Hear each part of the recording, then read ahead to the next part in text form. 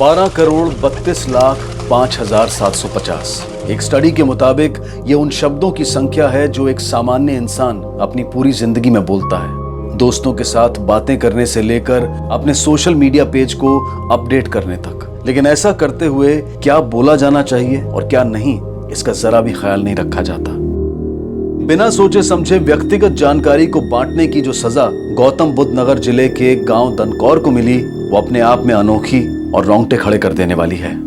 कुछ तो हुआ था इस गांव में जिसकी वजह से पूरे गांव में बिना किसी कर्फ्यू के भी कर्फ्यू जैसा माहौल था।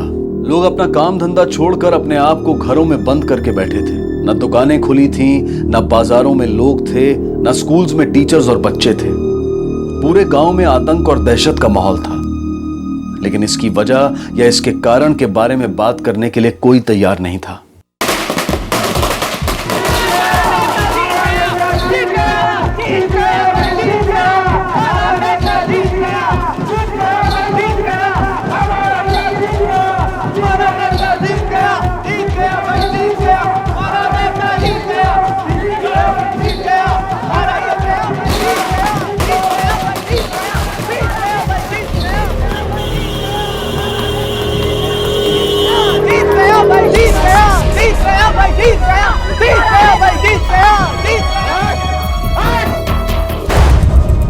क्या कर रहा है चुनू? क्या कर रहा है तू? अरे तेरा भाई चुनाव हार गया तो दिमाग खराब हो गया तेरा। अरे दिमाग तो उन लोगों का खराब हुआ जिन लोगों ने मेरे भाई साहब को वोट नहीं दिया। 26 वोट से हारे ना, 26 लोगों को मारूंगा मैं। अरे चुनो, चुनाव में हार जीत लगी रहती है। फौजी प्रवचन बंद कर, गिनती गिनना शुरू कर। एक एक को गिन के मारूंगा सालों को। हमने भी कोई चूड़ियां नहीं पहन रखी। गाँव वालों को अगर कुछ हुआ ना तो छोड़ूंगा नहीं। सरपंच साहब बस आप एक बार बोल दीजिए, इसको तो मैं देखता हूँ। साले तू बोलेगा मेरे को? चल यहाँ से। चल यहाँ से। अरे गिनती मत बोलना। 26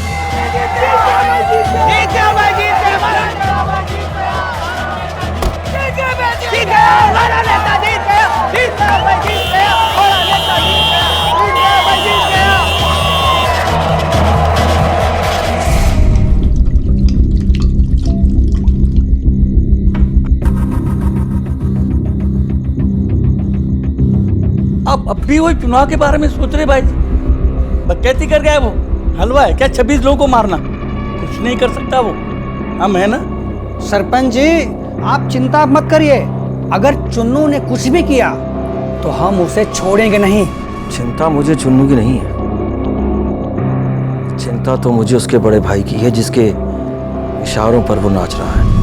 अगले इलेक्शन से पहले हमें भी कोई ऐसी चाल चलनी पड़ेगी कि दोनों का पत्ता एक साथ साफ हो जाए। सरपंच जी ये बात आपने बिल्कुल सही कही। क्यों भाई जी? बिल्कुल बिल्कुल।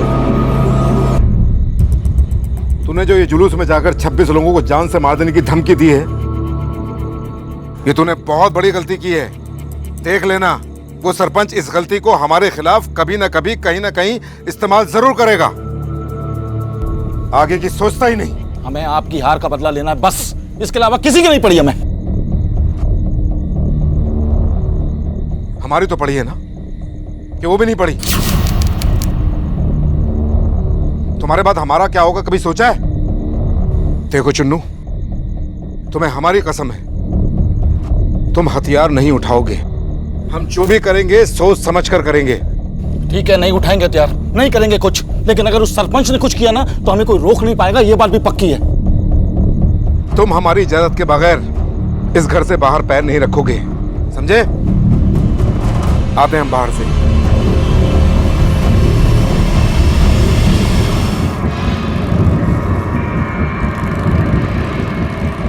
अरे ओ, तेरे बाप का रोड है साला, चल साइड कर साला।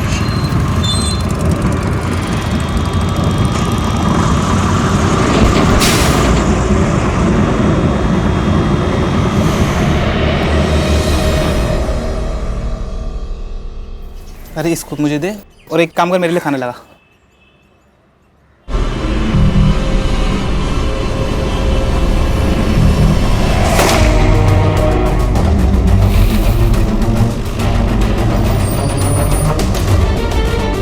सर, हत्या सुबह हुई, हत्या के दौरान पत्नी घर पे थी, लेकिन वो कुछ बोल नहीं रही थी सर। प्लीज हटिए, साइड हटिए, पीछे होइए।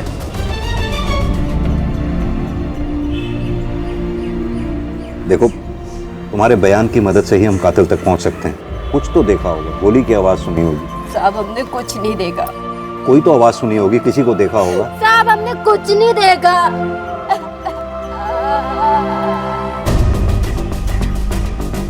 भाई आप लोगों में से तो किसी ने कुछ देखा होगा, कोई गोली की आवाज सुनी होगी, जिससे ये पता चल सके किसने किया ये सब। चुन्नू ने मारा है इसे सर। आप? जी मैं गांव का सरपंच हूँ, और ये लोग उसी के डर से सच नहीं बोल रहे। आप इतने यकीन के साथ कैसे कह सकते हैं कि चुन्नू नहीं मारा है इसे? मैं इतने यकीन के साथ इसलिए कह सकता हूँ कि अभी 2 दिन पहले उन लोगों को कहा था कि मैं 26 लोगों को मारूंगा। हाँ देखिए, आज उसने पहली गिनती शुरू भी कर दी। तो सरपंच साहब, आपने तब हमें क्यों नहीं इत्तला दी जब चुन्नू ने सब गांव वालों को धमकी दी थी?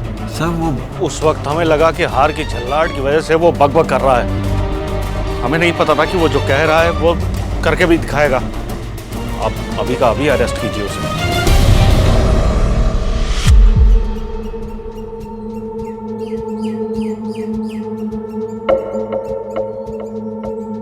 बम को प्लास्टिक में डाल के अंदर डालना।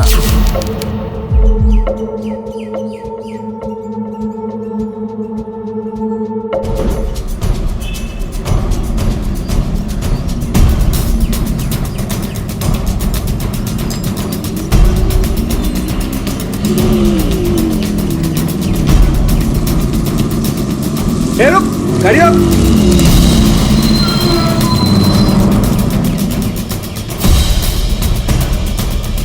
अरे बस वाले, बस क्यों रोकी बीच में? चुप, बैठ। अरे गाड़ी चलाओ ना भाई, गाड़ी चलाओ। धनकौर गांव से राम सेवक और बुधना कौन है यहाँ? बता दे क्यों नहीं? अरे बहरे हो गए हो क्या?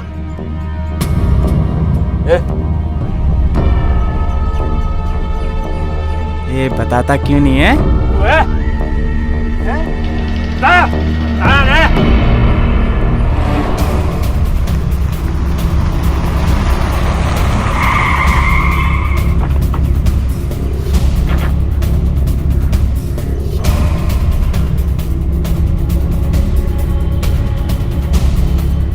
ये चुन्नू का घर यही है? जी सर। कहाँ है चुन्नू? सर वो तो हॉस्पिटल में है। हॉस्पिटल में? कौन से हॉस्पिटल में? अगर वो दोनों नहीं मिले, एक एक को चुन चुन के मारो। कौन है? ऐसे नहीं मानेंगे ये।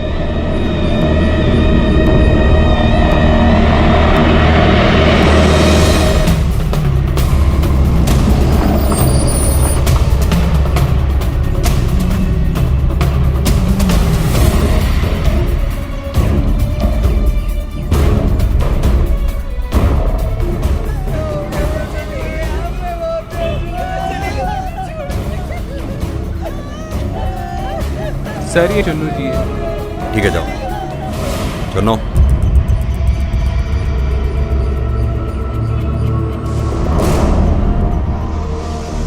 लगता है तुम लोग बताओगे नहीं, हैं? बता नहीं तो इस बच्ची को गोली मार देंगे, हैं? वो दोनों। पकड़ इसको, पकड़ इसको।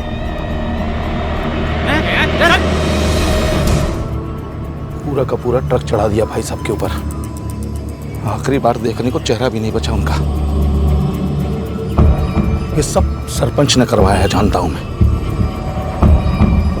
हाँ लेकिन सरपंच का ये कहना है, इलेक्शन हारने के बाद तुमने 26 आदमियों को मारने की धमकी दी थी, वो भी सरेआम। धमकी तो सरपंच ने भी दी थी और पूरी कर दी। हमने भी कोई चूड़ियां नहीं पहन रखी। सरपंच साहब बस आप एक बार बोल दीजिए, इसको तो मैं देखता हूँ। साले तू बोलेगा? हमारे भाई साहब चले गए। तुम्हें पता कब चला कि तुम्हारे भाई साहब के साथ ये हादसा हुआ? फोन आया था मेरे पास। जब तक मैं आया हमारे भाई साहब जा चुके थे।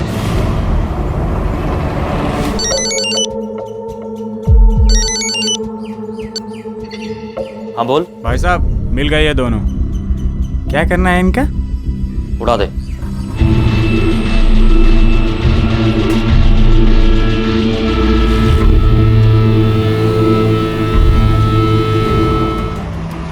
सर क्या लगता है आपको, पहले सरपंच और चुन्नू खुलेआम एक दूसरे को धमकी देते हैं, फिर 2 दिन बाद सरपंच के करीबी रघु का मर्डर हो जाता है, ठीक उसी दिन चुन्नू के भाई का भी एक्सीडेंट हो जाता है। चुन्नू के भाई का एक्सीडेंट रात में हुआ था, और उसके कुछ ही घंटों बाद रघु की मौत हुई थी। चुन्नू के मुताबिक रघु की मौत के समय चुन्नू हॉस्पिटल में था, तो हो सकता है यह खून चुन्नू ने खुद न करके करवाया हो, और चुन्नू भी अपनी जगह सही हो सकता है।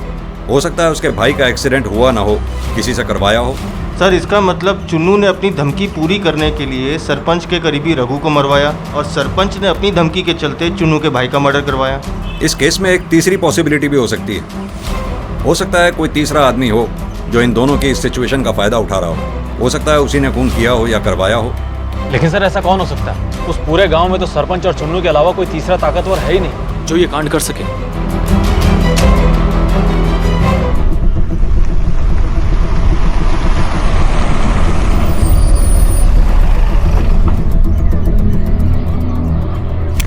थोड़ा पीछे हटो, थोड़ा पीछे हटिए, थोड़ा पीछे हटिए, थोड़ा साइड में जाइए।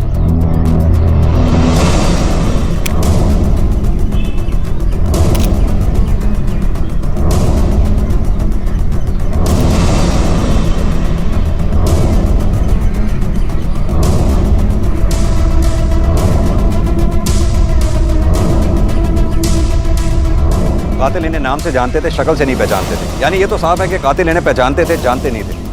पता चला है कि आपने पहचाना था इन्हें। आप कैसे जानती हैं? सब ये लोग हमारे पास के ही गांव के रहने वाले थे। सब मैं उन्हें बताना नहीं चाहती थी, लेकिन कौन से गांव के रहने वाले थे वो? सब तनकोर। कौन था ये शख्स जिसके इशारे पर इन बंदूकधारियों ने बस को बीच रास्ते में रुकवाकर इस घटना को अंजाम दिया था? उस बस में और भी सवारियां मौजूद थी, तो फिर क्यों सिर्फ दनकौर गांव के रहने वाले इन दो लोगों को ही निशाना बनाया गया था? क्या गांव में फैली दहशत का मारे गए इन दो लोगों से कोई संबंध था? क्या ये दोनों बंदूकधारी उसकी वजह थे, या फिर दूर अनजान जगह पर बैठा वो शख्स जिसके कहने पर ये कत्ल किए गए थे? इन सभी सवालों का जवाब है हाँ। इन सभी का गांव दनकौर और वहां पर फैली दहशत से सीधा संबंध था। मुझे नहीं पता बेटा कि ये सब क्या चल रहा है, लेकिन लग रहा है कि कुछ ना कुछ बड़ा होने वाला है। मैं आपसे फिर कहता हूँ पापा, आप बात कीजिए पुलिस से प्रोटेक्शन की, नहीं तो मैं बात करता हूँ। नहीं, ऐसे में सबको अकेला छोड़कर जाना, हमारा अपनी सलामती के लिए सोचना बहुत गलत होगा। पापा सही क्या है और गलत क्या है मैं नहीं जानता। मैं बस इतना जानता हूँ कि इस वक्त खतरा पूरे गांव पर मंडरा रहा है। और पापा इस वक्त आप और चुटकी अकेले हो, और मेरी ड्यूटी भी ऐसी जगह लगी है जहाँ से छुट्टी मिलना बहुत मुश्किल है।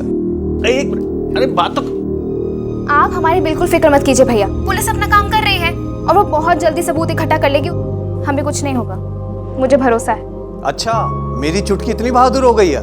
क्यों नहीं होंगी, आखिर फौजी की फैमिली से हूँ। अच्छा सुन, तू ना अपना और पापा का ख्याल रखियो, और कुछ भी जरूरत हो ना तो तुरंत मुझे फोन करियो, ठीक है? जी बाय। अरे थोड़ा हम भी खिला दें। हाँ रुक रुक जा रुक।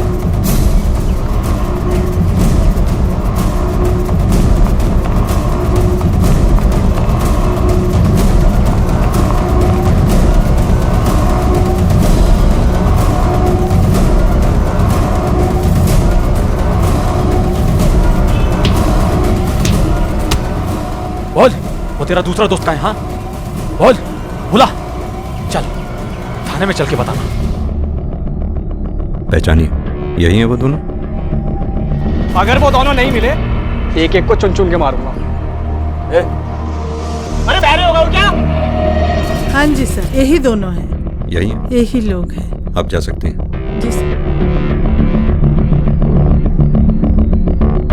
कुछ बोला इन्होंने? नहीं सर। ये ऐसे नहीं बताएंगे, लगाएंगे।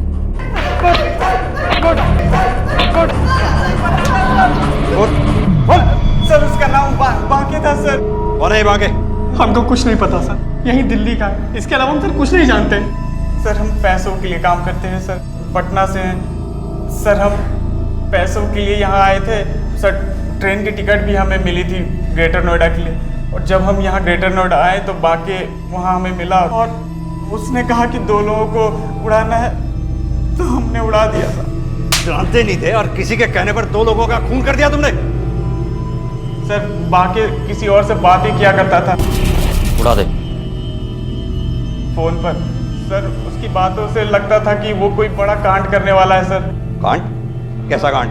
कहाँ करने वाला है? सर हमें कुछ नहीं पता सर, माँ कसम खाता हूँ सर, हमें कुछ नहीं पता सर।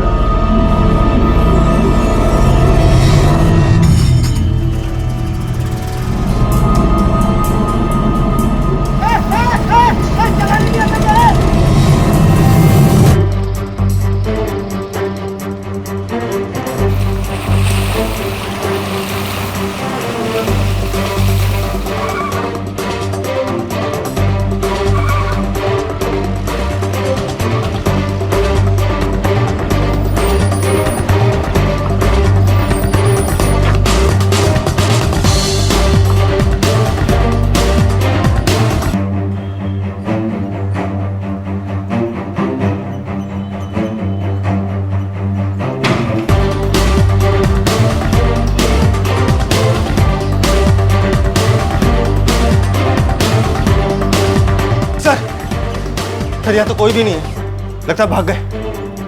मोबाइल की लोकेशन तो यही थी ना। सर एक काम करो, आसपास किसी से पता करो, हो सकता है किसी ने कोई मूवमेंट देखी हो। सर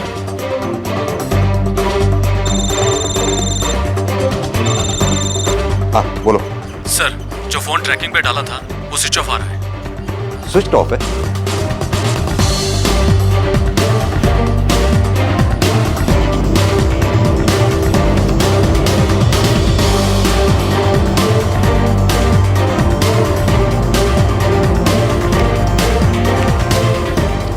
सिम भी नहीं है, इसका मतलब ये टूटा हुआ सिम इसी का।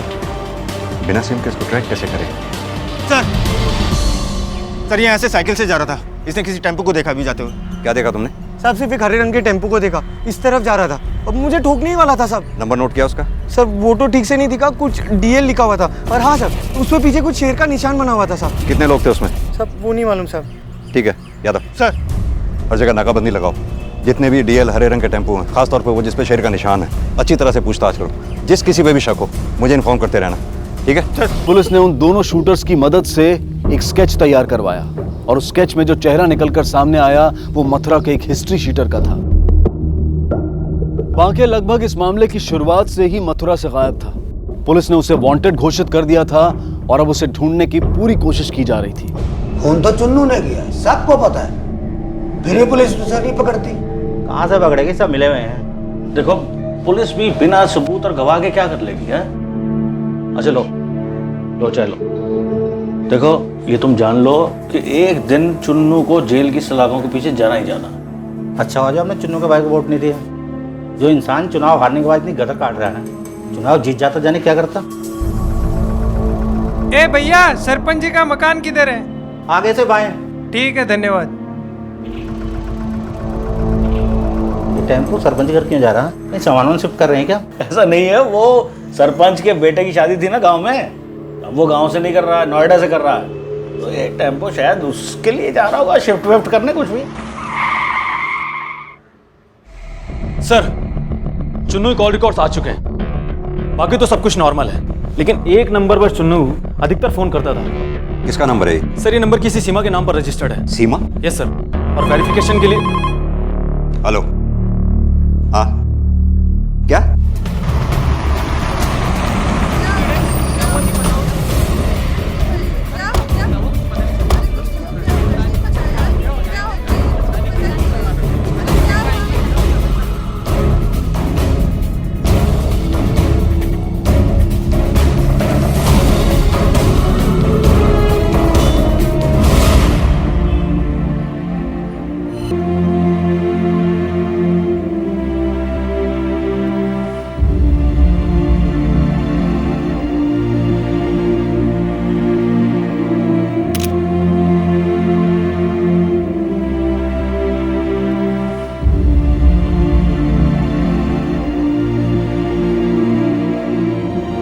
बेटा किसने किया ये सब?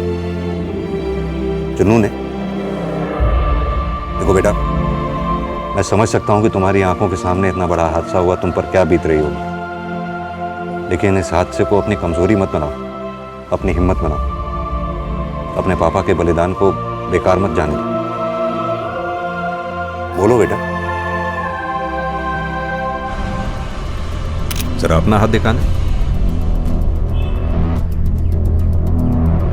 बेटा उम्र कितनी है तुम्हारी? 17 साल।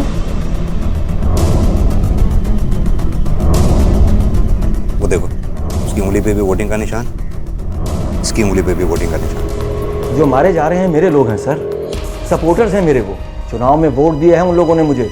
अब आप ही सोचिए, भला मैं उन लोगों को क्यों मारूंगा? नमस्कार दरोगा जी, आपने निमंत्रण दिया तो आ गए हम। ऐसे लोगों के साथ बैठाएंगे आप हमें? देखा आपने कैसे पुलिस स्टेशन में रंगबाजी कर रहा है? अरे मैं तो कहता हूँ टांगे तोड़ डालो इस आदमी की। अरे सब कुछ बदलेगा सच। क्या बोल रहा है? साले यहीं टेटवा दबा के मार डालेंगे, समझे? छोड़, मैं कह रहा हूँ पीछे छोड़ करना, मैं छोड़ कांस्टेबल, खड़ा दबा दूंगा। चलाना गोली साले। मैं छोड़िए, पीछे खड़ा दबा दूंगा। क्या बदतमीजी है? ये पुलिस स्टेशन है, आपके गांव का चौपाल नहीं। आइंदा से ऐसी हरकत की ना तो भूल जाऊंगा कि आप कौन है। लाइसेंस ही है इन जैसे लोगों को सबक सिखाने के लिए। अब आप तो कुछ करेंगे नहीं? लाइसेंसी है और आप गांव के सरपंच हैं, तो इसका मतलब पुलिस स्टेशन में मौत का नंगा नाच करेंगे हैं? एक बात कान खोलकर सुन लो तुम दोनों, जिस दिन तुम दोनों के खिलाफ एक भी सबूत मिला, घसीटते हुए यहाँ ले आऊंगा, फिर दिखाते रहना अपनी राजनीति, समझे? चलो निकलो यहाँ से।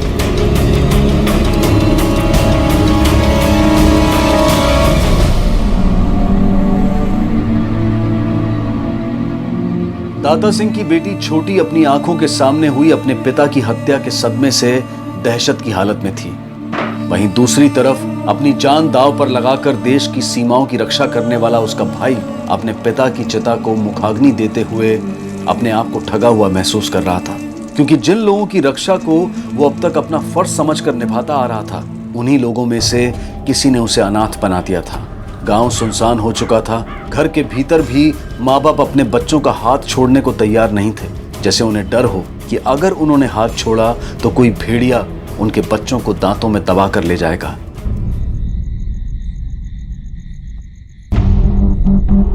सर हमने उस ड्राइवर को पकड़ लिया जिसकी गाड़ी से चुन्नू के बाइक का एक्सीडेंट हुआ था। चलो। किसके कहने पे किया था तूने ये एक्सीडेंट? वो गलती से हुआ था साहब, और गलती भी मेरी, उसी की गलती थी। अरे ओ, तेरे बाप का रोड है साला, चल साइड कर साला। वो मेरे आगे आगे चल रहा था जैसे कोई नशे में चलता है साहब, अचानक से ब्रेक मार दी। इस ड्राइवर के कहे मुताबिक अगर चुन्नू के भाई की मौत वाकई एक्सीडेंट से हुई है तो सरपंच के ऊपर शक करने की कोई वजह नहीं है हमारे पास। हाँ, कातिल चुन्नू जरूर हो सकता है।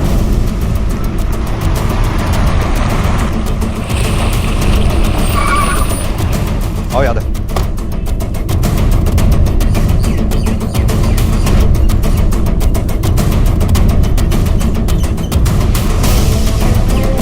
चुन्नू कहाँ है ये? क्या उधर? चुन्नू कहाँ है? वो तो यहाँ नहीं है सर। एक इधर जाओ आदमी। बताओ तो सही क्या हुआ साहब? मैं देखो।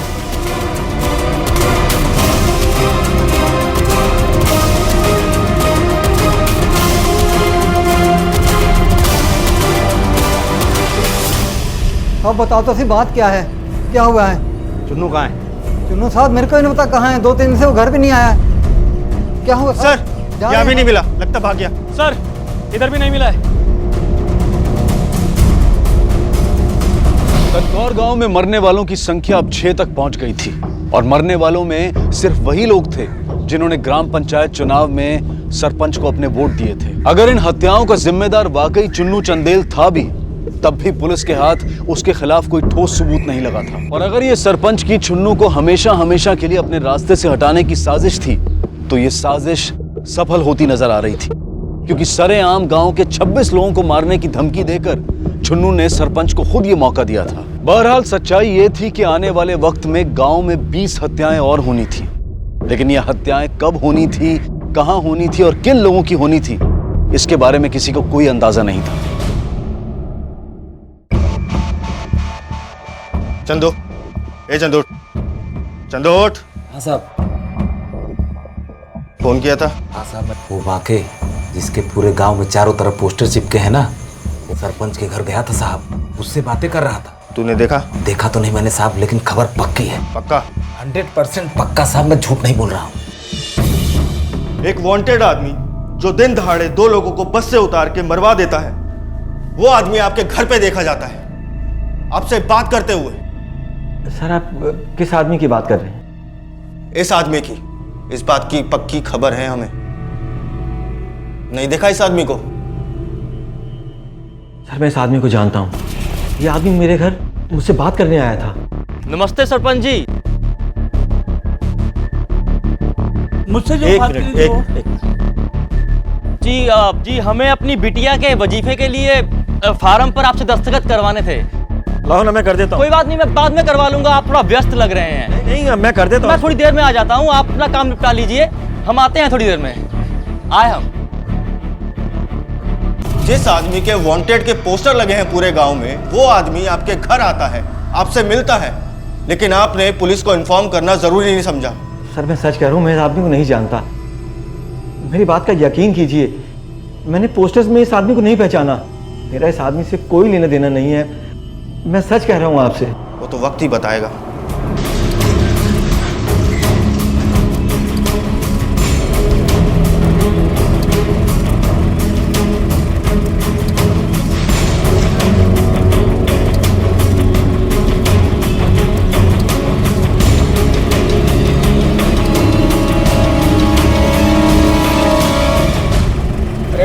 बाकी भैया आगे तो नाकाबंदी है।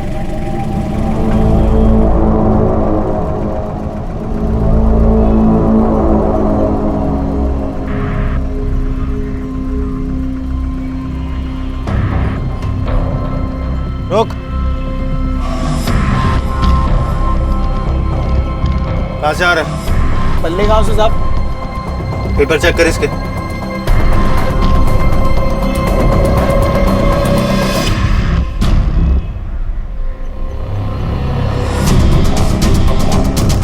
और हाँ सर, उस पे पीछे कुछ शेर का निशान बना हुआ था साहब।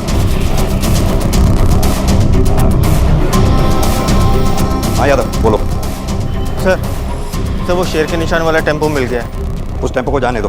लेकिन सर यादव मैंने बोला ना उसकी तलाशी नहीं लेनी। हमारे लिए उसमें रखे सामान से ज़्यादा ये जानना ज़रूरी है कि ड्राइवर टेम्पो को लेके कहाँ जा रहा है। उसको सेफ डिस्टेंस से फॉलो करो और मुझे सारी अपडेट्स देते रहना। ठीक है सर।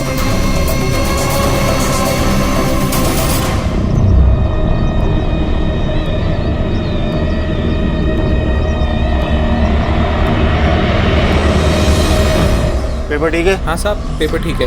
गाड़ी में क्या है? जानवरों को चारा है साहब। चल निकल, जान दो इसे।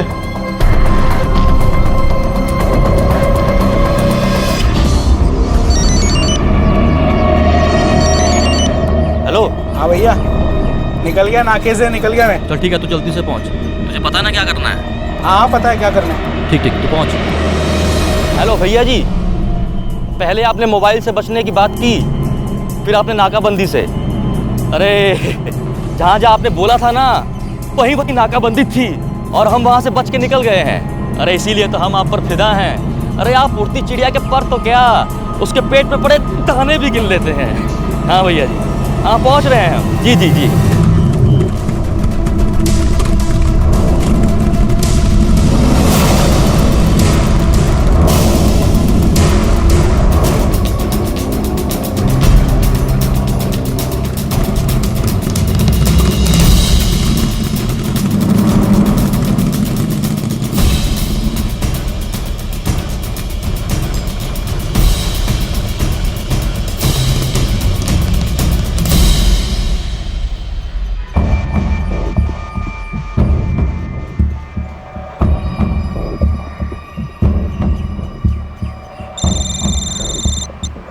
हाँ यादव बोलो।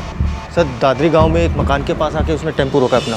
एक काम करो, घर पर नज़र बनाए रखो, मैं बैकअप फोर्स लेकर आ रहा हूँ, ध्यान रखना। Okay sir.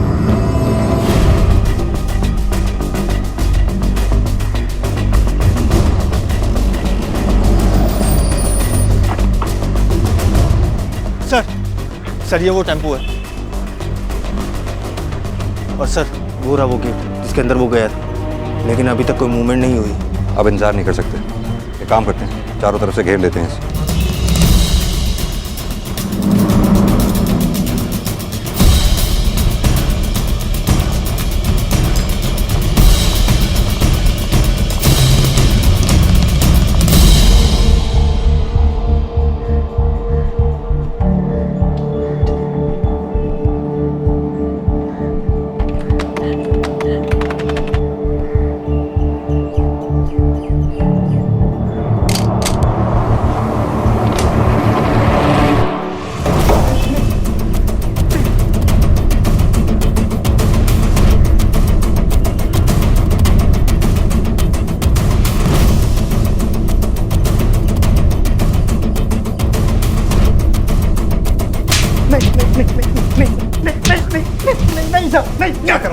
क्या प्लान है तेरा? मुझे कुछ नहीं पता साहब, मुझे कुछ नहीं पता। दाता सिंह की बेटी छोटी ने बांके का चेहरा पूरे गांव में लगे पोस्टर से पहचान लिया और पुलिस के समझाने और हिम्मत दिलाने के बाद उसके खिलाफ बयान देने को राजी हो गई।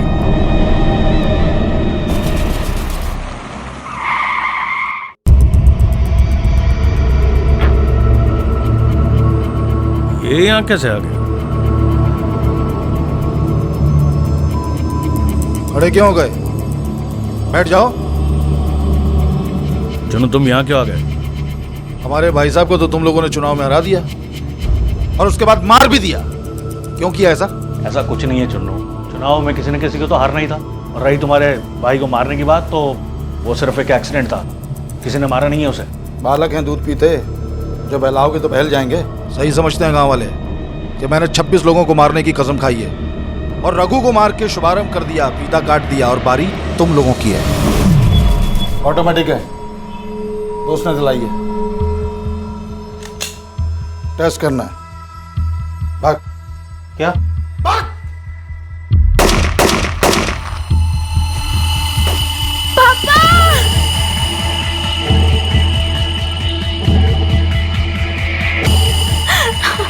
आगे खोलो।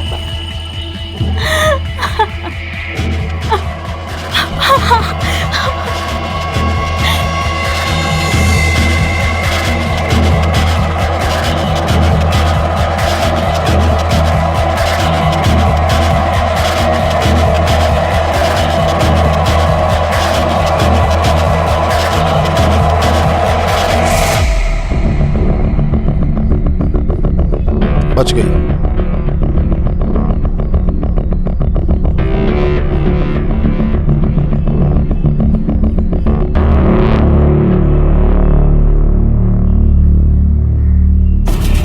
सर, गौर करने वाली बात यह है कि चुन्नू 2 साल पहले जेल में था और उसी वक्त बाके अवैध हथियारों की सप्लाई के केस में उसी जेल में था और दोनों 3 महीने तक एक ही सेल में थे।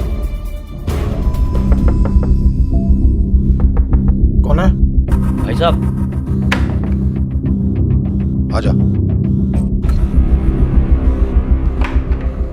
सब ठीक है ना? सर, चुन्नू के कॉल रिकॉर्ड्स में जो सीमा के नाम का नंबर है जिस पर चुन्नू अधिकतर बात करता है, वो दरअसल सीमा का आशिक यूज करता है, बांके। भाई साहब, आपसे एक बात पूछें? ये सब करना जरूरी है क्या? जरूरी है। जो लोग हमारे सामने नजर नहीं उठा पाते थे, आज हमें आंख दिखा रहे। अगर आज उन्हें नहीं रोका ना, कल को हमारे मुंह पे मूतेंगे वो लोग। उन्हें मालूम पड़ना चाहिए कि हम कौन हैं और उनकी क्या औकात है।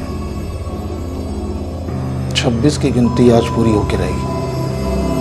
अब तक 6 गांव वालों की जान लेने के बाद भी चुन्नू और बांके किसी आदमखोर शिकारी की तरह खुलेआम घूम रहे थे। पुलिस लगातार उनके पीछे थी, लेकिन ये दोनों शातिर मुजरिम पुलिस से आगे चल रहे थे। गोली नहीं चलानी है, सबको मालूम पड़ जाएगा। एक को नहीं मार रहा है, गिनती पूरी करनी है। रख अंदर, पकड़ साले को।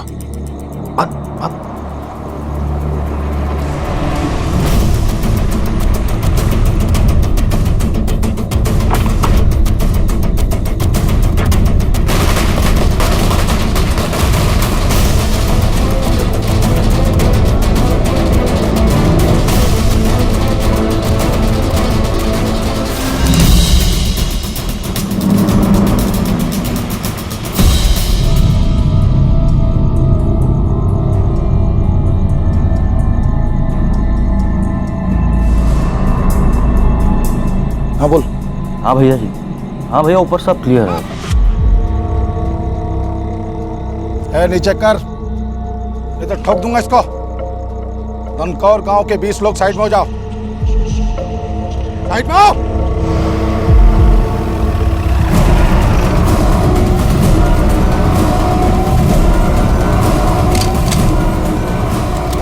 इंस्पेक्टर, रुक जाने तो ठोक दूंगा इसको। चुन्नू, हथियार फेंक दे अपने। तुझे पता है तू यहाँ से बचकर नहीं जा सकता। तुझे गलत फहमी हुई है चुन्नू। तेरे भाई को किसी ने मारा या मरवाया नहीं था। उसका एक नॉर्मल एक्सीडेंट हुआ था, वो भी शराब के नशे में था। और अरे ओ, तेरे बाप का रोड है साला। चल साइड कर। जो कुछ हुआ मैं नहीं जानता, बस इतना जानता हूँ कि साले 26 हरामियों ने उनके खिलाफ वोट दिया। 6 को मार चुका हूँ, 20 को छोड़ूंगा नहीं। और इंस्पेक्टर, अगर तुमने मेरी बात नहीं मानी ना, तो 20 से ज्यादा जितने मरेंगे उसकी जिम्मेदारी तुम्हारी है। नहीं नहीं नहीं, सुनो, रखता हूँ मैं अपने हथियार। हथियार रख दो, तुम कुछ मत करना।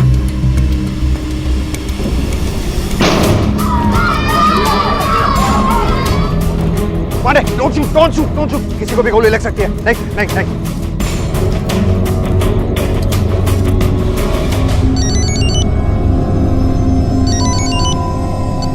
हाँ भैया जी। अबे साले, गोली क्यों चलाई?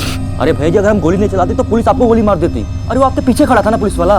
अच्छा ठीक है ठीक है, देख टेम्पो आया क्या अपना? देखता हूँ। हाँ भैया जी, टेम्पो आ गया है, वो आपके पास ही है। सुन, मेरी गन गिर गई, कट्टा है मेरे पास। कवर फायरिंग से पीछे दरवाजे से निकलता हूँ मैं। सालों की 20 की गिनती पूरी करनी है आज।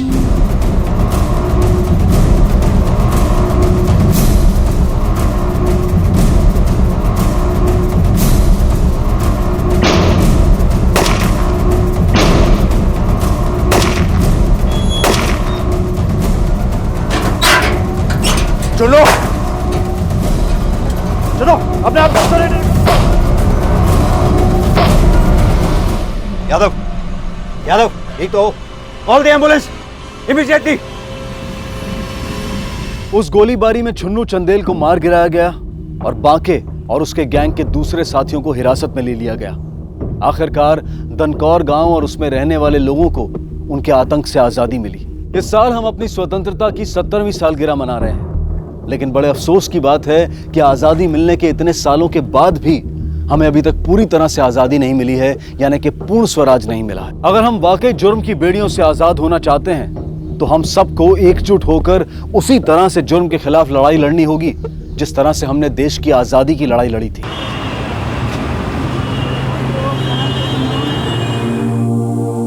परिवार और समाज का निर्माण इसलिए हुआ ताकि इंसान को इंसान का साथ रहे, हमारी जिंदगी में खालीपन ना आने पाए, हमें अधूरेपन का एहसास ना हो।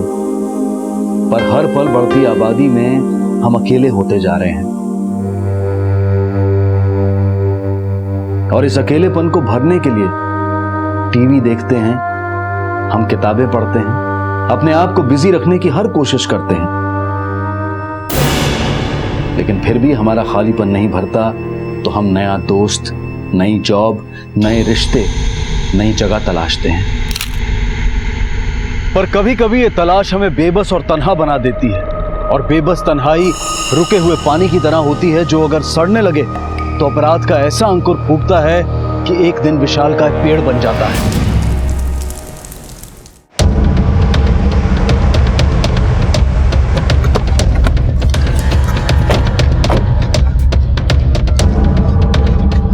हटिए, पीछे हटिए, पीछे हटिए।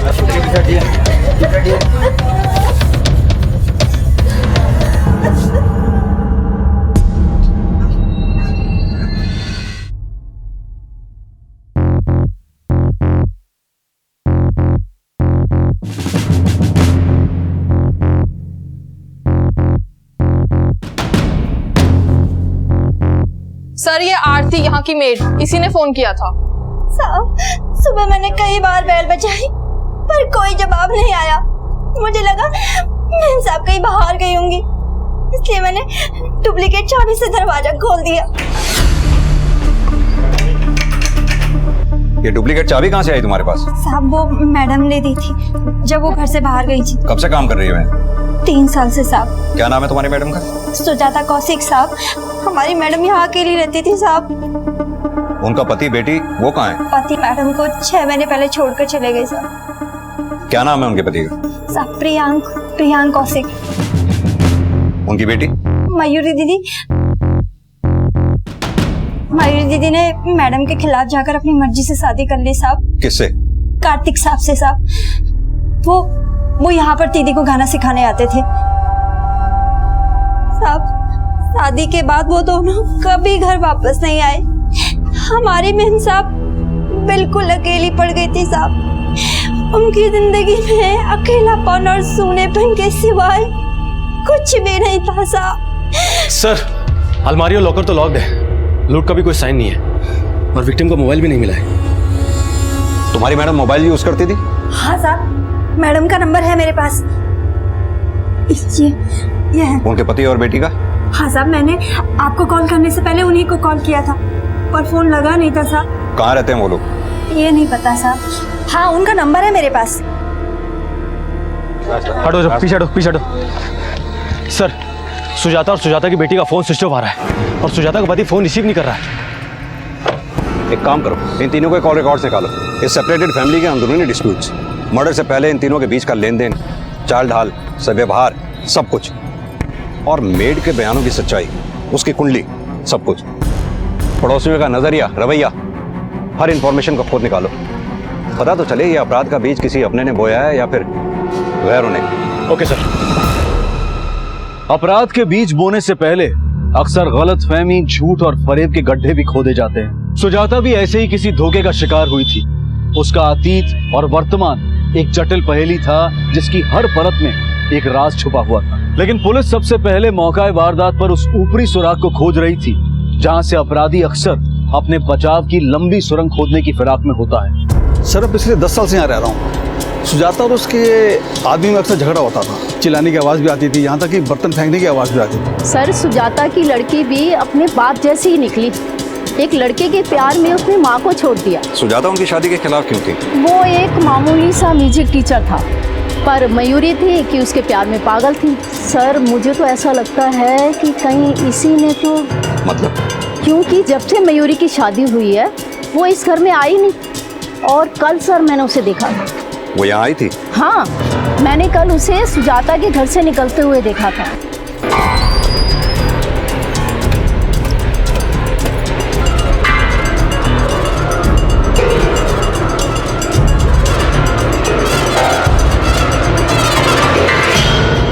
कितने बजे होंगे उस वक्त? यही कोई 2 सवा 2 बजे के आसपास है। आपने उस ऑटो का नंबर नोट किया या कुछ भी याद है आपको? नहीं सर, मुझे ऐसा कुछ याद नहीं है।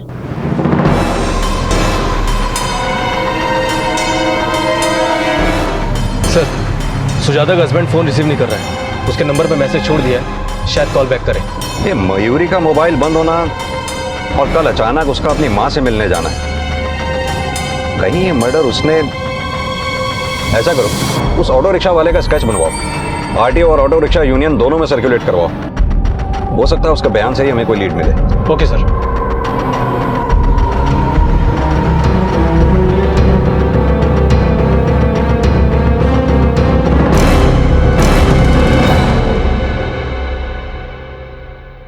सर पोस्टमार्टम रिपोर्ट के मुताबिक सुजाता का मर्डर गला घोट के किया गया और उसके बाद गला काटा गया। इस हत्या के पीछे गहरी दुश्मनी लगती है। मर्डर का डेट और टाइम? सर 7 अगस्त दिन में 2 बजे के आसपास।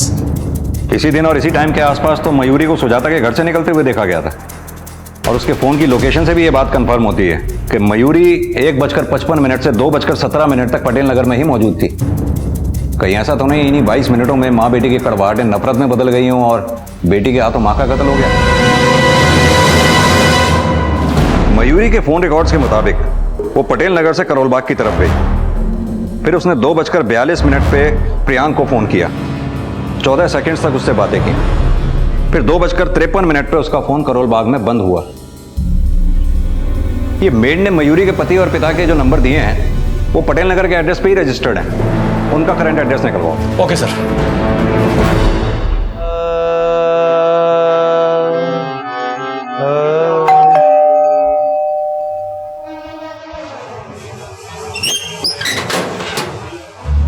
कार्तिक। हाँ सर, मैंने मयूरी को 1-2 बार कॉल किया था लेकिन उसका फोन नहीं लग रहा था। हो सकता है उसके फोन की बैट... पर सर आप ये सब मुझसे क्यों पूछ रहे हैं? कहीं मयूरी के साथ कुछ बुरा तो नहीं हुआ ना? बुरा मयूरी के साथ नहीं, उसकी माँ के साथ हुआ।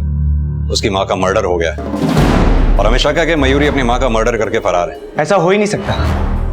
मयूरी अपनी माँ का मर्डर कर ही नहीं सकती। तो फिर उसका फोन क्यों बंद आ रहा है? और अगर उसका फोन बंद था तो तुमने अपनी सास को फोन क्यों नहीं किया? सर वो मेरी उनसे बातचीत तो मयूरी की भी बंद थी 3 महीनों से। फिर अचानक? सर मयूरी को उनकी याद आ रही थी। याद आना और हत्या वाले दिन ठीक वहां जाना इत्तेफाक नहीं, साजिश। सर आप कहना क्या चाहते हैं? यही कि ये राग इत्तेफाकी हमारी समझ में नहीं आ रहा कि सुजाता जैसी रईस माँ की बेटी ने इस घर के किराएदार से दिल कैसे लगा लिया। सर मयूरी मुझसे सच्चे दिल से प्यार करती थी और 1 साल पहले जब मैंने मयूरी को संगीत सिखाना शुरू किया तो मुझे नहीं पता था कि हम दोनों इतने करीब आ जाएंगे।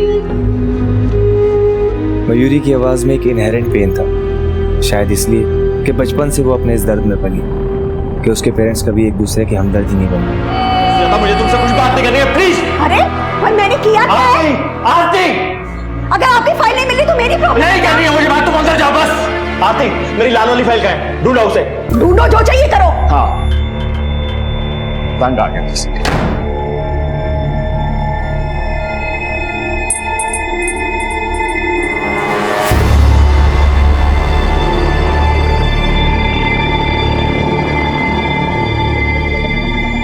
मयूरी के पेरेंट्स के बीच में दूरियां बढ़ रही थी और हम दोनों करीब आ रहे थे। 6 महीने पहले उन्होंने डिवोर्स लेने का फैसला किया और वो दोनों अलग रहने लगे। मयूरी अपनी माँ के साथ ही रह रही थी और एक दिन उन्हें हमारे अफेयर के बारे में पता चल गया। निकल जा मेरे घर से, और आज के बाद अगर तू मेरी बेटी के आसपास भी आया ना तो मुझसे बुरा कोई नहीं होगा। मामा, और खबरदार अपने कार्तिक को कुछ भी कहा तो। I love him. मयूरी ने उन्हें कन्विंस करने की बहुत कोशिश की, लेकिन वो लोग हमें समझ नहीं पाए। अगर तेरी बीवी को अपनी माँ की याद वहां खींच के ले गई तो जो वो निशानियां वहां छोड़कर भागी वो क्या है? कहीं ऐसा तो नहीं तुम दोनों मियाँ बीवी मिलकर कोई जुगलबंदी? सर, आप बेकार में हम पे शक कर रहे हैं। सर, इस मर्डर में किसी और का हाथ है। किसका? सुजाता का पति का? हाँ सर। तू इतने दावे के साथ कैसे कह सकता है? मेरे ससुर बहुत बड़े शातिर खिलाड़ी हैं, पर अपनी बीवी को एलिमनी देने से बचने के लिए वो कोई भी गेम प्लान कर सकते हैं। देख, कहीं ऐसा तो नहीं तुम तीनों मिलकर कोई नया राग अलाप रहे हो? नहीं सर, मेरी और मयूरी की शादी जब से हुई है हमने तो उनकी शक्ल तक नहीं देखी। कहाँ रहते हैं वो? सर, वो यहीं करोल बाग में रहते हैं। करोल बाग में कहाँ? सर, ये नहीं पता। शिकवे शिकायतों की हर खबर है, पर अपनों के ठिकानों से बेखबर।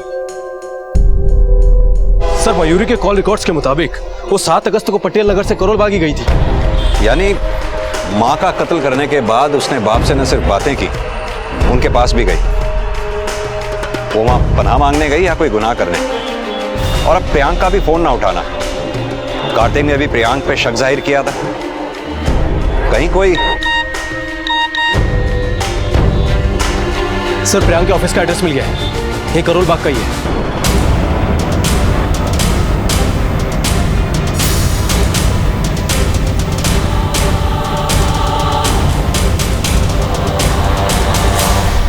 प्रियांक कौशिक जी बोलिए। हम आपको इतनी देर से फोन ट्राई कर रहे हैं, आप फोन ही नहीं पिक कर रहे हैं। इनफैक्ट आपको मैसेज भी छोड़ा था हमने। आप मुझे फोन कर रहे थे, लेकिन किस नंबर पर? 98103226। इस नंबर के फोन मैं अक्सर रिसीव नहीं करता हूँ और हमेशा अपने साथ भी नहीं रखता। वो क्यों? कुछ बेमतलब के लोग। खैर छोड़िए इन बातों को, लेकिन आप ये बताइए आप मुझे फोन क्यों कर रहे थे? ये बताने के लिए कि आपके वाइफ का मर्डर हो गया है। मैं और सुजाता एक दूसरे के लिए बने ही नहीं थे। भले ही हमारा रिश्ता 25 साल तक खिंचा, लेकिन हमारे ख्यालात कभी मिले ही नहीं। अगर काम ही करना था तो ऑफिस में रहते, घर आने की क्या जरूरत थी?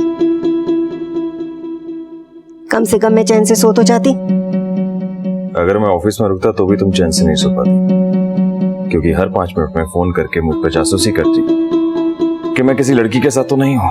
संन्यास तो नहीं लिया ना तुमने, तो फिर मेरे नजदीक क्यों नहीं आते? सुजाता मुझसे झगड़ा करने के बहाने ढूंढती रहती थी, कभी मुझ पर बेवजह शक करके या कभी मुझे नीचा दिखाकर। सुजाता ने कभी भी अपनी इच्छाओं से कॉम्प्रोमाइज नहीं किया। वो पैसे उड़ाती और उसे मेरे बिजी रहने पर भी बहुत प्रॉब्लम थी। उसके इस दोगलेपन से मैं पूरी जिंदगी भर पिछता रहा। सुजाता, क्या है ये सब? क्रेडिट कार्ड का इतना बिल? क्यों, इतना भी नहीं कमाते हो क्या जो मेरे खर्चे उठा सको? सुजाता, तुम्हारे खर्चे उठा सकता हूँ, लेकिन जो तुम्हारा एटीट्यूड है। मैं जैसी हूँ ना वैसी ही रहूंगी। इतने सालों में ये भी नहीं समझ पाई क्या तुम? आपने कहा वो आप पे शक करती थी, इस बात में कितनी? कोई सच्चाई नहीं है, बल्कि वो तो खुद ही। इंस्पेक्टर साहब छोड़िए, मैं इस बारे में बात नहीं करना चाहता हूँ। बोल दीजिए जो दिल में है, क्योंकि कोर्ट जो छुटकारा आपको नहीं दिला पाई वो तो अब आपको मिल ही गया। तो आप ये सोच रहे हैं कि मैंने सुजाता का मर्डर किया? हो भी सकता है, इतनी एलिमनी जो मांग रही थी वो आपसे। और आप इस बारे में आप मेरे लॉयर से बात कीजिए, क्योंकि अभी अभी ये मामला सब जुडाइस है। ये मेरे लॉयर का कार्ड है।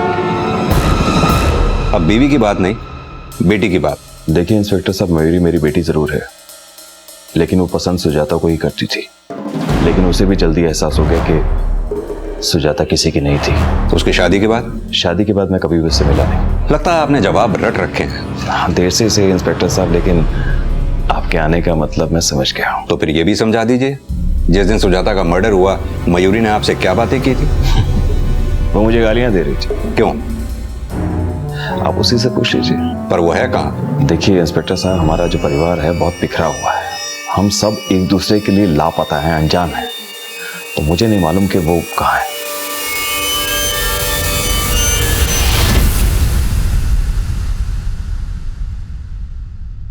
सर, प्रियांक के एटीट्यूड से तो ऐसा लग रहा है कि उसको सुजाता की नहीं बल्कि अपनी बेटी की भी कुछ नहीं पड़ी है। हो सकता है प्रियांक ने मयूरी को सुजाता का मर्डर करने के लिए उकसाया हो। एक काम करो, इस प्रियांक का नया मोबाइल नंबर की कॉल डिटेल निकालो। बोल नरेश। ठीक है, लेके आओ उसे। सर, उस आरटीओ से ऑटो रिक्शा वाले का पता चल गया है, जिसके ऑटो मयूरी बैठी थी। हाँ सर जी, इस छोरी को रिठालाते उठाया और पटेल नगर छोड़ दिया। लेकिन ये तो पटेल नगर से करोल बाग भी गई थी। हाँ सर जी, करोल बाग भी गई थी, लेकिन पहले मैंने इसे पटेल नगर छोड़ा। यही रोक दे, ये लो। साहब ये ऑटो से उतर के अपने घर गई तो मैं अपना ऑटो साफ करने लगा। मैंने सोचा और भी सवारी देख लेता हूँ यहीं पर। इतने में दौड़ के फिर आई और कहने लगी करोल बाग चल। अपनी माँ के घर से कितनी देर में वापस लौटी थी? साहब 4 से 5 मिनट हुए होंगे। अच्छा, जब इसने ऑटो किया, इस आदमी को तूने कहीं आसपास देखा था? अब साहब इतना तो ध्यान दिया नहीं। इतना तो ध्यान होगा कि उस लड़की को करोल बाग में कहाँ उतारा था तूने? हाँ साहब, अजमल खां रोड। बहुत तावड़ी मचा रही थी छोरी।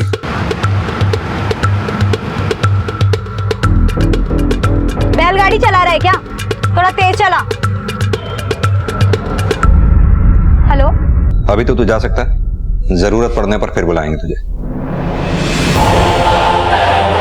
मयूरी अपनी माँ के घर से 4-5 मिनट में वापस लौटी, शायद अपनी माँ की लाश को देख के। फिर वो वहां से करोल बाग प्रियांक के ऑफिस भी गई। इन मयूरी के गायब होने में प्रियांक का हाथ भी हो सकता है। एक काम करो, मयूरी की फोटोग्राफ शहर के हर पुलिस स्टेशन में सर्कुलेट करो, पता तो चले कि मयूरी के अचानक गायब होने के पीछे आखिर राज क्या है। Okay sir. 1 मिनट शर्मा, अगर प्रियांक ने अपना लॉयर अपॉइंट किया हुआ है तो सुजाता का भी कोई ना कोई लॉयर जरूर होगा, उसके बारे में पता करो। मियाँ बीवी की टकरार में सुजाता का नजरिया, प्रियांक की असल शख्सियत के बारे में उस लॉयर से हमें काफी कुछ पता चल सकता है। Okay sir.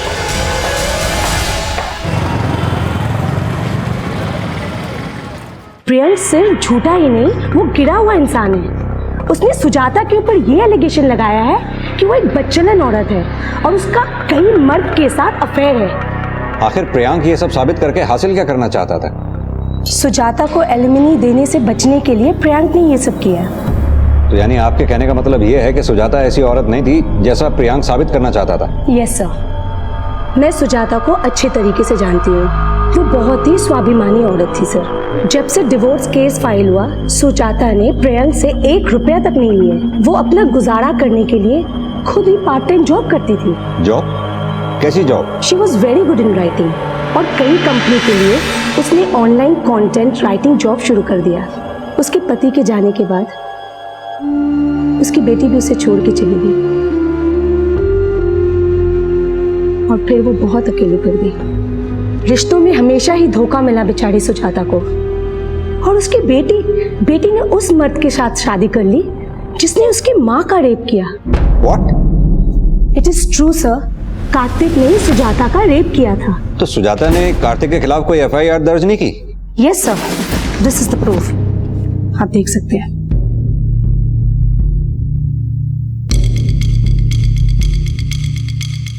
सर 3 महीने पहले सुजाता कौशिक ने कार्तिक खत्री के खिलाफ रेप की शिकायत की थी और हमने उसे अरेस्ट भी किया था। लेकिन सुजाता की बेटी मयूरी कौशिक ने एक काउंटर कंप्लेंट दर्ज किया था सर।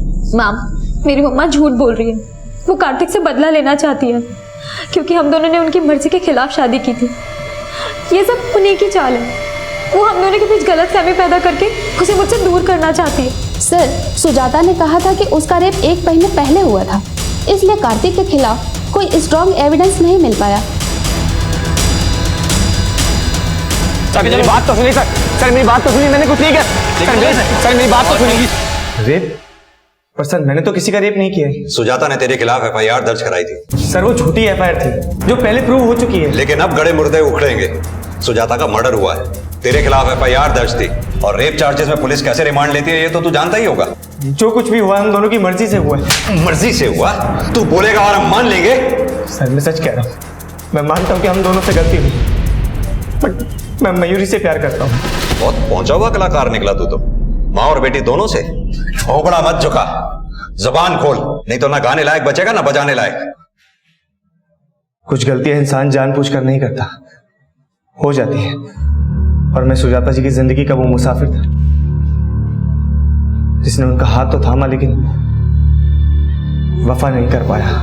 हमको उनसे है वफा की उम्मीद, जो जानते ही नहीं कि वफा क्या है।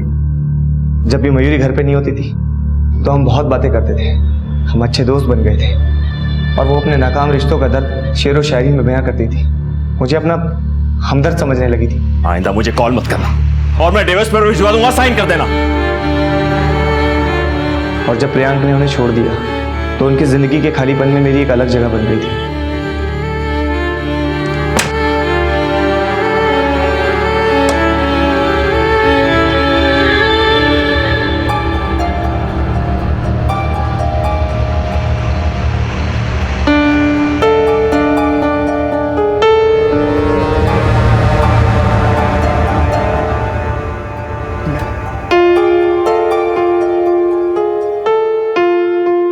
मैं दो नावों पे सवार था, मुझे समझ में नहीं आ रहा था कि मैं किस नाव से अपना पांव खींचूं। मयूरी,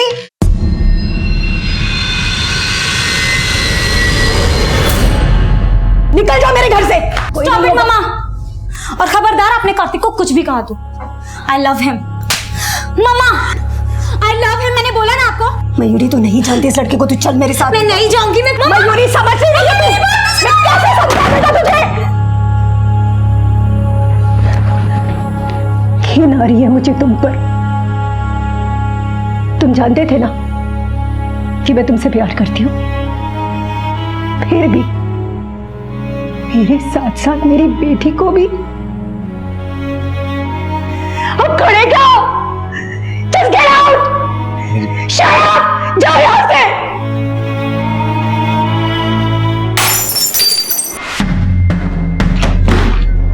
मयूरी, मयूरी, मेरे बेटा, ये क्या किया तूने मयूरी? सुजाता जी मेरे और उनके रिश्ते के बारे में मयूरी को बताने की हिम्मत जुटा नहीं पाई और फिर हमने शादी कर ली। मयूरी को वापस अपनी जिंदगी में लाने के लिए उन्होंने मुझ पर रेप केस किया। मयूरी को मेरे ऊपर विश्वास था। सुजाता ने जो रेप के एलिगेशंस लगाए थे वो प्रूव नहीं कर पाई। लेकिन सच्चाई ज्यादा दिन तक छुपती नहीं है। मयूरी को जब तेरी असलियत के बारे में पता चला तो वो तुझे छोड़कर अपनी माँ के पास चली गई, लेकिन तूने सुजाता को पहले ही मार डाला और शायद फिर मयूरी को भी। सर आप ये क्या कह रहे हैं? मेरे और सुजाता की बीच के रिलेशन के बारे में मयूरी को कुछ पता नहीं चला था। मेरा सिर्फ उससे झगड़ा हुआ था। कैसा झगड़ा? मयूरी ने मुझसे शादी तो की, लेकिन मेरे एक छोटे से फ्लैट और मामूली सी इनकम में एडजस्ट नहीं कर पा रही थी और उस दिन गुस्सा होकर वो अपनी माँ के घर चली गई। वो कहाँ है और उसकी माँ का मर्डर किसने किया मैं नहीं जानता सर। मैं मानता हूँ कि मुझसे गलती हुई है, लेकिन मैं क्रिमिनल नहीं हूँ सर। पति, बेटी, दोस्त, हर रिश्ते ने सुजाता को चोट पहुंचाई। हर कोई उसे छोड़ चुका था। वो एक तन्हा जिंदगी जीने पर मजबूर थी, लेकिन फिर भी वो इस तन्हा जिंदगी में एक नई जिंदगी तलाश रही थी और उसकी यही तलाश उसकी हत्या की वजह बनी। सुजाता का हर करीबी उसका दोषी नजर आ रहा था। प्रियांक और कार्तिक शक के दायरे में थे और मयूरी का लापता होना भी रहस्य बना हुआ था। सर मैंने प्रियांक के दूसरे मोबाइल के कॉल रिकॉर्ड चेक किए। सुजाता की हत्या के एक दिन पहले उसके दोनों मोबाइल की लोकेशन उसके ऑफिस की ही थी। लोकेशन तो कार्तिक की भी उस दिन सुजाता के घर की नहीं थी, लेकिन यह भी तो हो सकता है कि कार्तिक और प्रियांक उस दिन बिना फोन के ही मर्डर करने गए। सर ऐसा भी तो हो सकता है कि मर्डर मयूरी ने किया हो, क्योंकि मर्डर के बाद से वही लापता है।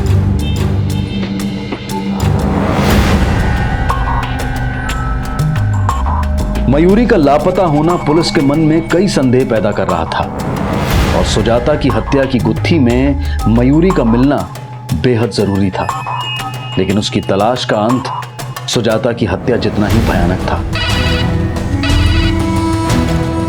हाँ, कौन? क्या?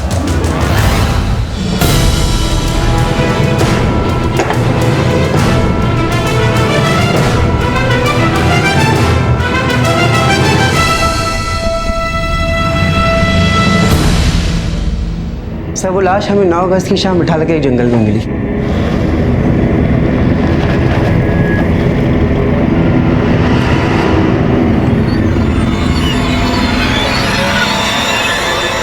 पोस्टमार्टम में हत्या की वजह? सर पर गहरे जख्म थे और किसी भारी चीज से वार भी किया गया था और बाद में लाश को जलाने की कोशिश भी की थी, पर लाश पूरी तरह से जल नहीं पाई। हत्या की तारीख और समय क्या रहा होगा? पोस्टमार्टम रिपोर्ट के हिसाब से 7 अगस्त शाम के 4 बजे के आसपास। सर हमने वहाँ पूछताछ की तो एक दुकान वाले ने हमें बताया उस समय के आसपास एक ऑटो वाला वहाँ से गुजरा था। जब वो गुजरा तो उसके साथ लड़की थी और जब वो वापस आया तो उसके साथ कोई लड़की नहीं थी। ऑटो वाला? जी।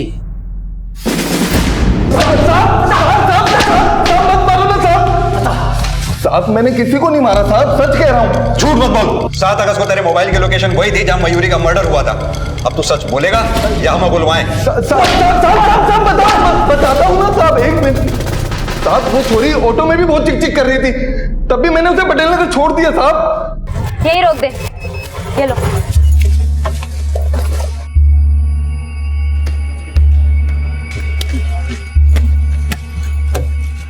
जल्दी चलो। अब कहाँ जाना है मैडम? बकवास बंद करो और जल्दी चलो करोल बाग। बैलगाड़ी चला रहा है क्या? थोड़ा तेज चला। हेलो, करोल बाग शुरू हो गया मैडम, आपको जाना कहाँ है? अरे चलाता रहना, जब उतरना होगा बता दूंगी।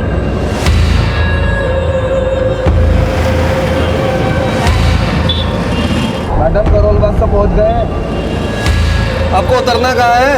अरे जहन्नुम में जाना है, कहा ना जब उतरना होगा बता दूंगी।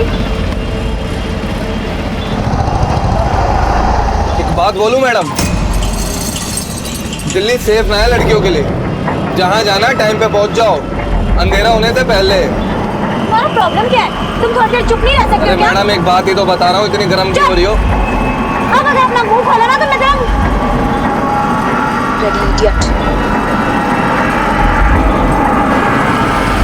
अरे कहाँ लेके जा रहा है? गाड़ी वापस ले, गाड़ी वापस ले, वापस ले गाड़ी, नहीं तो पुलिस को फोन करती हूँ। समझ नहीं आ रहा।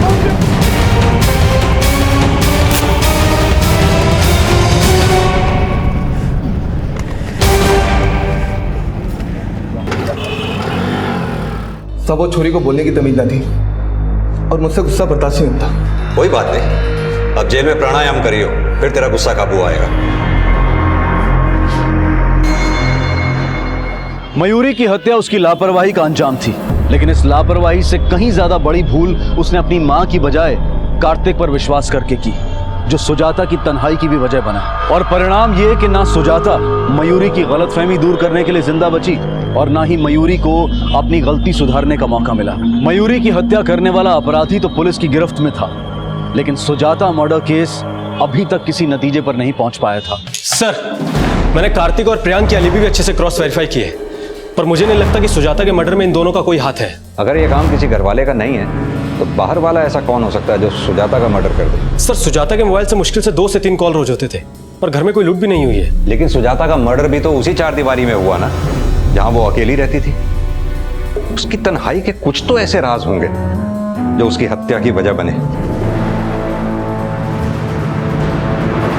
सर सुजाता के घर उसकी मेड के अलावा और कोई नहीं आता था। रात को 9 बजे ही इनकी घर की लाइट बंद हो जाती थी। और कोई खास बात जो आपने नोटिस की हो? सर पहले वो गार्डन में भी आ जाया करती थी, लेकिन पिछले 6 महीने से उसने गार्डन में भी आना जाना बंद कर दिया था। Thank you. सर आस पड़ोस के सभी लोगों से पूछताछ की, लेकिन कुछ खास इन्फॉर्मेशन नहीं मिली है। घर के सामने यही एक दुकान है छोटी सी, आओ जरा यहाँ पता करें, शायद कुछ पता चले। एक काम करो, तुम वहां पता करो, मैं यहाँ पता करता हूँ। Okay sir. ये सुजाता जी आप ही के यहाँ से सामान खरीदते थे? जी सर, वो हमारी दुकान से ही सामान खरीदती है। सुबह से शाम तक उनके यहाँ कौन कौन लोग आया जाया करते थे? सर मैं दुकान पे कम ही बैठता हूँ, वो लड़का है ना, वो आपको ज्यादा बेहतर बता सकता है। बुलाइए। अरे संजय जी इधर आओ। देखो सर क्या पूछ रहे, बताओ। जी साहब। सुबह से शाम तक सुजाता जी के यहाँ कौन कौन लोग आया जाया करते थे? साहब सुजाता जी के यहाँ सुबह शाम नहीं, दिन के टाइम महफिल जमती थी। महफिल जमती थी मतलब? मतलब क्या बताऊं साहब, 1 नंबर की कलेक्टर लिस्ट थी, बहुत लोगों का आना जाना था उसके घर पे। 7 अगस्त को कौन आया था उनके घर पे? साहब क्या 7 क्या 8, ये तो लोच का मामला था। इसे पहचानते हो? हाँ साहब, ये तो इसे बहुत पहले छोड़ के चला गया था, मगर बाद में इसे नहीं देखा। और ये? साहब ये बहुत आता था, मगर काफी टाइम से इसे भी नहीं देखा। इनके अलावा और कौन कौन लोग आया जाया करते थे? बहुत लोग आते थे साहब। इनमें से किसी का स्केच बनवाने में हमारी मदद कर सकते हो? अच्छा, जो ज्यादा आता था उसका करवा सकता हूँ। सर सुजाता के लॉयर का कहना था कि प्रियांक सुजाता को कोर्ट में करेक्टरलेस साबित करना चाहता था। कहीं इस बात में वाकई सच्चाई तो नहीं है? ये प्रियांक और लॉयर दोनों को बुलाओ, पहले इन्हीं का नजरिया समझ लेते हैं। Okay sir. देखिए इंस्पेक्टर साहब, अपनी जुबान खोलकर मैं अपनी मरी हुई बीवी को बदनाम नहीं करना चाहता था, लेकिन हाँ, उसका अफेयर था। किससे? मैंने सुजाता के खिलाफ सबूत इकट्ठा करने के लिए एक प्राइवेट डिटेक्टिव हायर किया था और उसी ने हमें ये फोटोग्राफ दिए। ये भुवन चतुर्वेदी है, उसका कॉलेज का फ्रेंड। पिछले दिनों ये काफी मिल रहा था सुजाता से।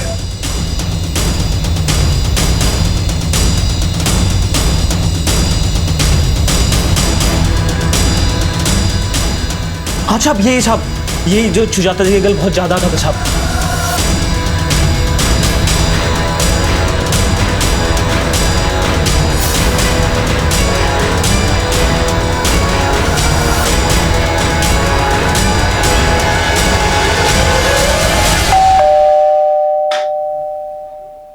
भुवन चतुर्वेदी यहीं रहते हैं?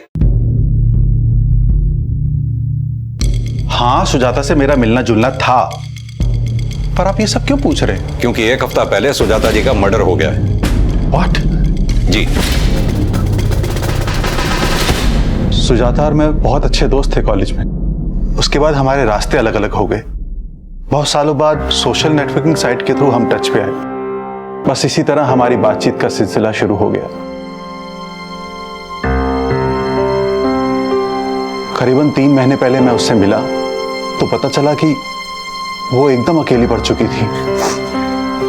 सॉरी यार, तुम इतने दिनों के बाद मिले हो और मैं अपने दुखड़े सुनाने लगी। अब ये बताओ ना, क्या खाओगे? बहुत कुछ सह के भी मुस्कुराने की कोशिश कर रही हूँ। तुम जो मिले हो इसलिए कोशिश भी हो गई। मेरी मौजूदगी उसका खालीपन भर देती थी, बस इसलिए उसको कुछ पल का सुकून देने के लिए मैं उससे मिलने लगा। लेकिन दोस्ती का हर फर्ज आसान नहीं होता।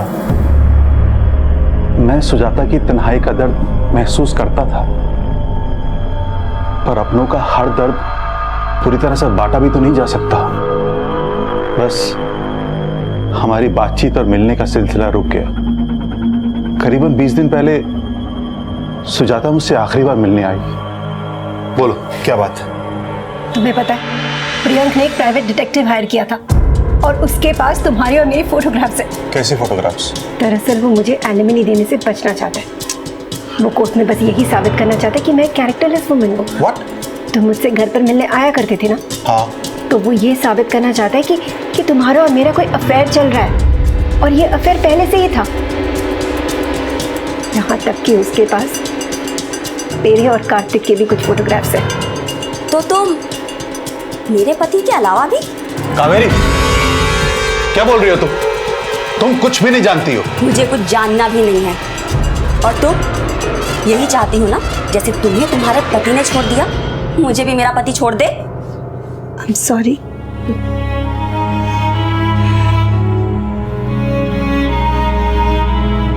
सॉरी भुवन, मुझे तुम्हें अपनी परेशानियों में घसीटना नहीं चाहिए था।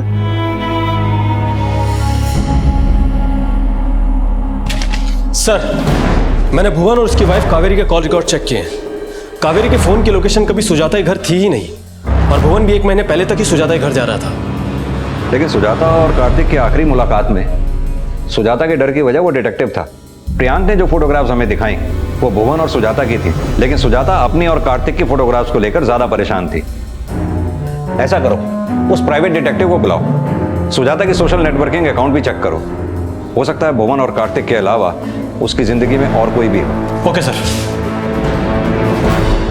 अगर कोई अकेली औरत अपनी तन्हाई को दूर करने के लिए कोई दोस्त तलाशती है तो विकृत सोच रखने वाले उसके चरित्र पर सवालिया निशान लगाते हैं। क्या यह सही है? हालांकि सुजाता ने कभी इस बात की परवाह नहीं की, लेकिन कहीं ना कहीं वो अपने पति की इस गलत सोच का शिकार बन रही थी। और शर्म की बात यह थी कि वो उसे चरित्रहीन साबित करके उसे एलिमनी के हक से भी वंचित रखना चाहता था। पति और बेटी की उपेक्षा सहने के बाद सुजाता अपना ज्यादातर वक्त सोशल मीडिया पर ही गुजारती थी, और जब पुलिस को इस बात का पता चला तो वो तुरंत ये जानने में जुट गई कि कहीं सुजाता का मर्डर करने वाला सोशल मीडिया के जरिए बना उसका कोई दोस्त तो नहीं था। और साथ साथ उस डिटेक्टिव से भी पूछताछ की गई जिसे सुजाता के पति ने सुजाता की जासूसी करने के लिए हायर किया था। जी सर, मैं ही सुजाता की जासूसी कर रहा था और वो फोटोग्राफ्स भी मैंने ही लिए थे। तुम तो प्रियांक के लिए काम कर रहे थे ना, फिर सुजाता को तुम्हारे बारे में कैसे पता चला? या फिर उसने तुम्हें रंगे हाथों पकड़ लिया? जी नहीं सर, मैं उससे खुद मिला था।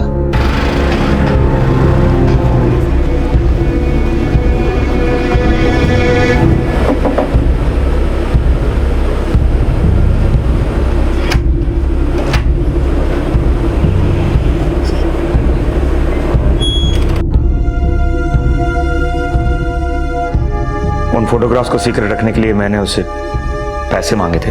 कितने पैसे मांगे थे? 5 लाख। लेकिन सर उसके पास पैसे नहीं थे। उसने मुझे सिर्फ 50,000 रुपये दिए और ये बोला कि वो अपने एलिमनी का 10% मुझे देगी और ये फोटोग्राफ्स मैं लॉयर को ना दूं। लेकिन तुमने जो फोटोग्राफ्स प्रियांक के लॉयर को दिए वो? सर मैंने सुजाता भवन के फोटोग्राफ्स दिए थे जो कि बहुत नॉर्मल थे, लेकिन सुजाता और कार्तिक के नहीं दिए थे। सुजाता से तुम आखिरी बार कब मिले थे? तकरीबन 20-22 दिन पहले सर। 7 अगस्त को तुमने कोई? उसके बाद में मैंने कोई फोटोग्राफ्स लिए और ना मैं कभी मिला सर। ठीक है, तो तुमने जो जो फोटोग्राफ्स लिए हैं वो सब हमें दिखाओ।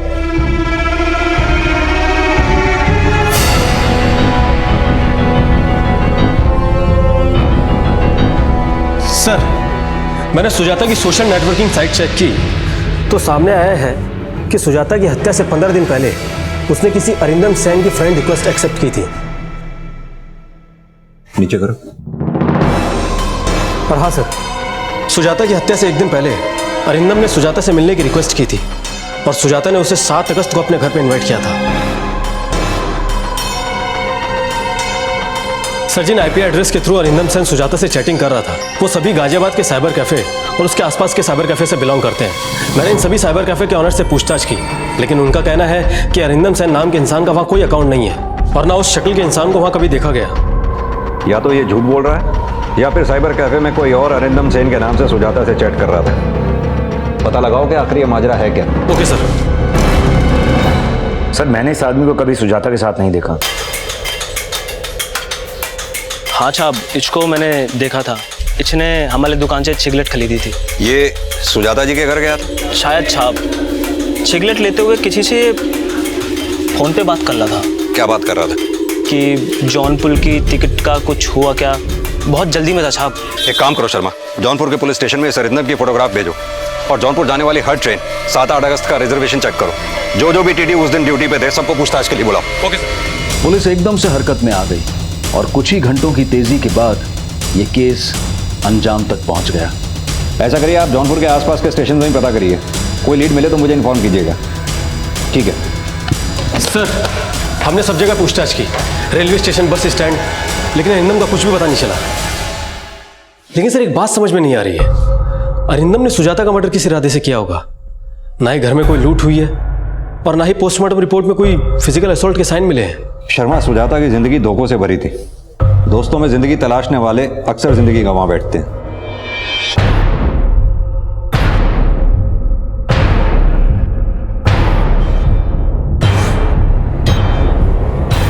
लगता है अरिंदम हमें मिल गया।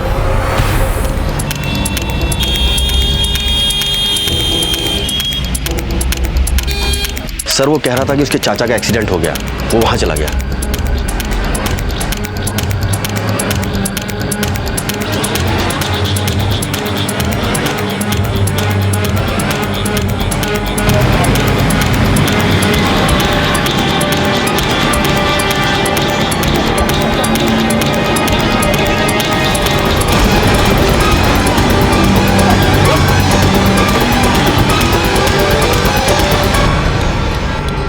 देख रहे हो, ये धुंधला सा चेहरा, ये यहां भी है और ये खड़ा हुआ, यही अरिंदम है। बता बोल। साहब, सुजाता जी ने मुझे खुद उकसाया था साहब। अच्छा।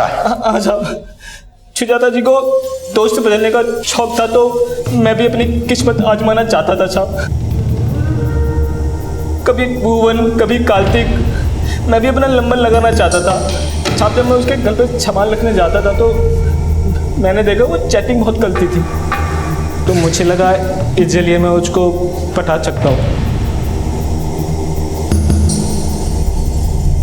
उसने मुझे दोस्त बना लिया और फिर हम चैटिंग करने लगे। मैं सुजाता जी की सोच समझ चुका था, उन्हें मेरी बातें पसंद भी आने लगी थी। एक दिन मैंने सुजाता जी को मिलने के लिए लिखा तो उन्होंने तुरंत हाँ कर दी।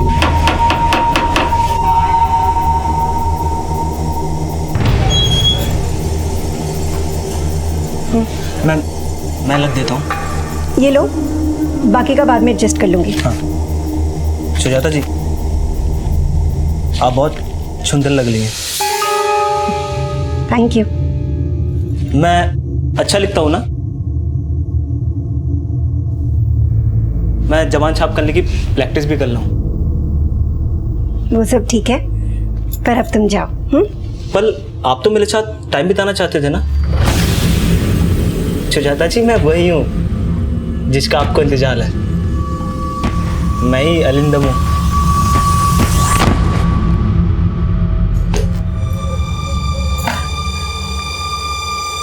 अच्छा नहीं किया तुमने।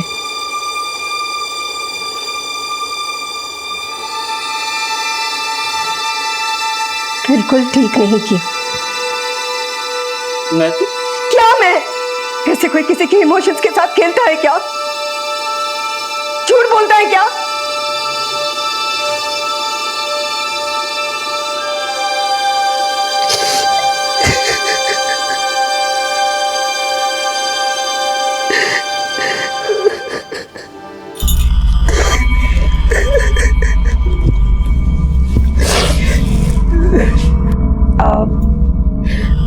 देखो, रो मत। I am sorry. हाँ, मैं थोड़ा ज़्यादा रिएक्ट कर गई थी। क्या करूं, जिंदगी में बहुत धोखे खाए हैं ना। तुम ना कॉफ़ी पियोगे?